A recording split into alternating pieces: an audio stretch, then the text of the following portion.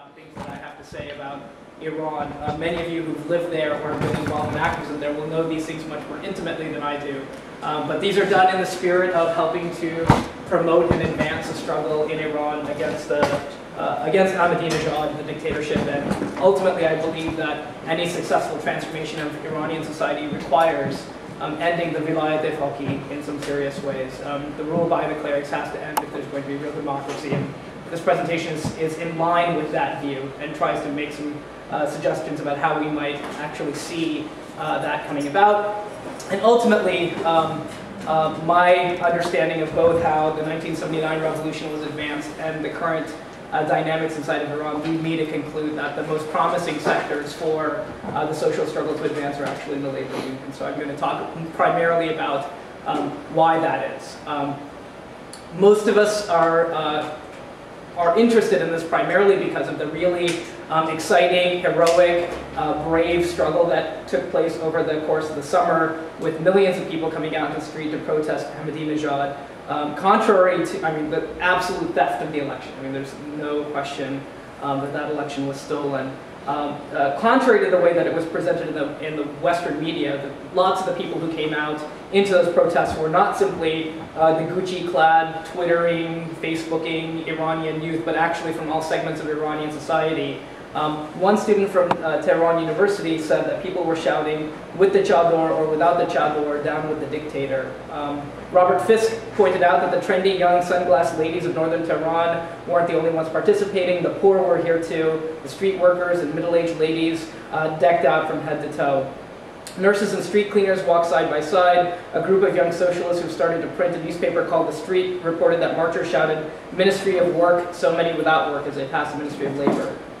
Which is to give you some sense, I think, of the social dynamics of what were taking place in the streets over the summer. People from all walks of life were brought out into the streets. This was not simply a middle-class protest. It was not simply a Western protest. It was actually people protesting conditions in Iran, socially, economically, and politically. And I think the driving force of this, and I want to understate this, is that the Iranian economy is actually in the depths of a fairly serious crisis. Unemployment is high, especially amongst people who are 25 and younger. So there is something like 95% literacy in Iran, both male and female, but few jobs available for university graduates. Inflation is through the roof. Despite high oil prices over the last several years, the economy hasn't seen the benefits. Partly that's due to the sanctions regime on Iran, which prohibits exporting and importing to take place and capital investments to take place in a reasonable way. But it's also because of the strategies that have been used by the Iranian ruling class. Inflation has particularly hit certain commodities pretty hard. This past winter, bread prices increased between 200 and 700%. To alleviate prices, the government actually shipped bread from Tehran to the northern provinces, which sparked shortages in bread lines in Tehran. And as the winter grew, they actually dispatched the Revolutionary Guards all over Iran to make sure there wouldn't be protests against shortages of gasoline, kerosene, and electricity. But this is not to undermine what really does exist inside of Iran, which is a fairly repressive social atmosphere, characterized most aggressively by the morality brigades, which police all kinds of things that people do, not the least of which is whether women are veiled or wear the chador. But what you saw this summer was perhaps the greatest explosion of popular protests in Iran since the revolution in 1979. And the revolution in 1979 is really an important starting point for any consideration of what's taking place now, largely because it was a watershed moment for Middle Eastern politics more generally. It knocked out probably one of the most brutal, most aggressive clients of the United States, the Shah of Iran. It completely disrupted U.S. foreign policy in the region. Iran, if you remember, up until 1979 was one of the three big pillars of American foreign policy in the region of Egypt, Israel, and Iran. And when Iran went, the United States had to scramble for a new ally. And it really was sort of the beginnings of pretty radical social change inside of Iran. That revolution, I'll argue, was eventually betrayed by Khomeini. He was not actually the instigator of it. He was abroad while much of the political struggle was taking place. But when he came back, was successfully able to lead the revolution, I think, in ways that the people who participated hadn't actually intended.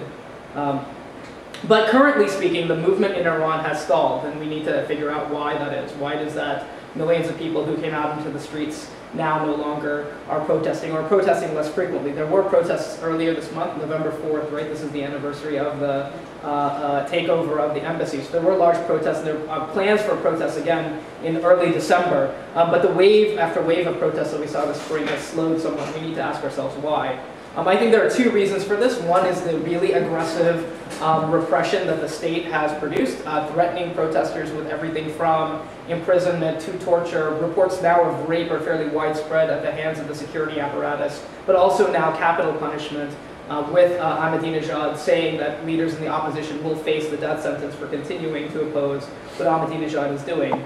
But the second reason, and I really I want to highlight this because I think that it gets at the heart of why you see the wheels spinning in Iran currently, is that the political leadership of the current movement, I don't think actually has an interest in carrying it through to its conclusion. Here's how Mehdi Kalaj of the Washington Institute puts it. Mousavi reluctantly became the leader of the Green movement, but he, Karoubi, and Khatami remain aloof. Today's demonstrators, for example, were imagined and promoted by bloggers and leaders of human rights and women's movements for at least 2 months. It was only last week, after these plans were well circulated, that Mousavi issued a statement calling for demonstrations on November 4th. So today, these 3 former officials find themselves at the helm of a movement whose views they do not necessarily represent. That gap between the Green movement's leaders and the people in the streets is widening. Even in the midst of protests, there is growing discord. For instance, Mousavi and Karoubi have both criticized slogans like "No Gaza, No Lebanon, I sacrifice my life for Iran" as extremist, despite there being a widespread feature of current popular action in Iran. Connected to this, in my opinion, is the idea that while Karoubi and Mousavi are willing to challenge the excesses of Ahmadinejad, they're unwilling to challenge the Iranian state. They're definitely unwilling to challenge the institution of the Vilayat-e-Faqih, and any real democratic reform would have to begin with that. For those of you who don't, everybody knows what the Vilayat-e-Faqih is, I guess more or less. For those of you who don't know, it's basically the law that allows the supreme leader, or the Ayatollah, to be the final arbiter of all political decision making. At a democratic level, he gets to vet all of the candidates who run for the Majlis. So anybody who doesn't make his requirements gets kicked off the list. And at the last election cycle, not the current one, but the last one, some 2,000 people were kicked off of the list, most of them from the left and from the reformist parties.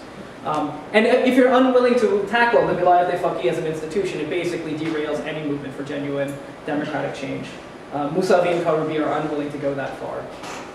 To understand why Mousavi and Karoubi and Rafsanjani, who is sometimes in their camp, sometimes not, sometimes a negotiator, sometimes not, you really need to understand that what is happening in Iran is 2 crises taking place simultaneously. One is economic, and the other one is political. And I want to explain those two for the next 10 minutes. The political crisis, or the political debates that have existed in Iran, are really the fallout of the 1979 revolution and the various factions that emerged to rally or sort of vie for leadership or political influence inside of the establishment after 1979.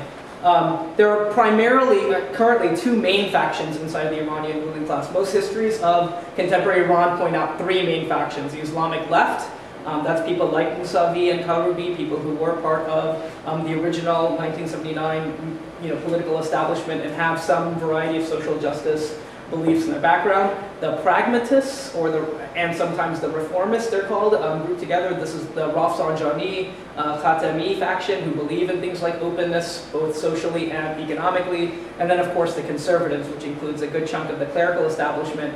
And their current hero, of course, is Ahmadinejad, who they're backing to the hilt.